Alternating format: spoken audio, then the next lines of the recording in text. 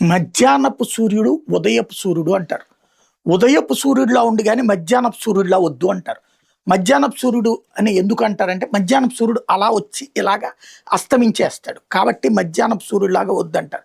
ఉదయపు సూర్యుడు అంటే నిదానంగా అలా ఎదిగి అలాగా ఒక వెలుగు పెరిగి ఆ పైన నిదానంగా అస్తమించడం. అది ఒక దినచర్య అన్నమాట. ఇదెందుకు చెప్పాల్సి వస్తుందంటే ఈ మధ్యాహ్నపు సూర్యుల ఆకస్మిక ప్రకాశం పొందింది కాక్రోచ్ జనతా పార్టీ. అకస్మాత్తుగా పుట్టుకొచ్చింది. అకస్మాత్తుగా ఇప్పుడు ఏం చేయాలో తెలియట్లేదు. నీటికి సంబంధించి విద్యార్థుల ఉద్యమాలకి మేము ఆద్యమంది.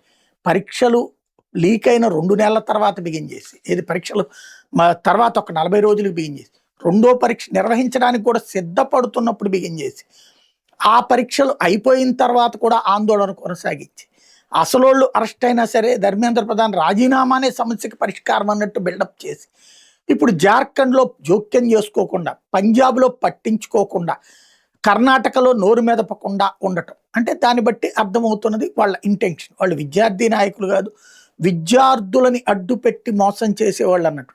అకస్మాత్తుగా వాళ్ళకు వచ్చినటువంటి ఆస్తులు, అకస్మాత్తుగా వాళ్ళకు వచ్చినటువంటి రాయల్ లైఫ్, దీని వెనకాల ఎవరో ఉండకుండా ఉండరన్నది మనం అప్పటి నుంచి మాట్లాడుకుంటున్నాం.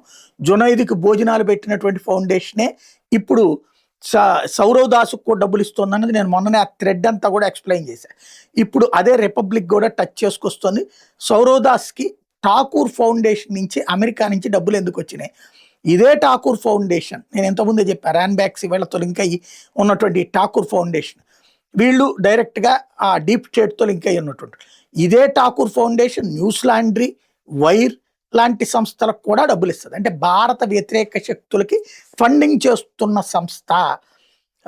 అదే సందర్భంలో సోరోసు, రాక్ ఫెల్లరు, ఫోర్డ్ ఫౌండేషన్, ఈ 3 ఏవైతే డీప్ స్టేట్కి సంబంధించిన వాళ్ళు ఉన్నారో వాళ్ళే ఈ మొత్తం వ్యవహారానికి ఇతనికి సౌరవ్ దాస్కి $39,688 2025లో వేశారు. అతను రోజు రోజు కొత్త కొత్త పాయింట్లను తెర మీద తీసుకొస్తుంటే ఒక సెక్షన్ ఆఫ్ సోషల్ మీడియాలో బాగా ఫోకస్ అవుతున్న వాస్తవం కూడా ఇదే అన్నది ఇప్పుడు స్పష్టమైపోతుంది.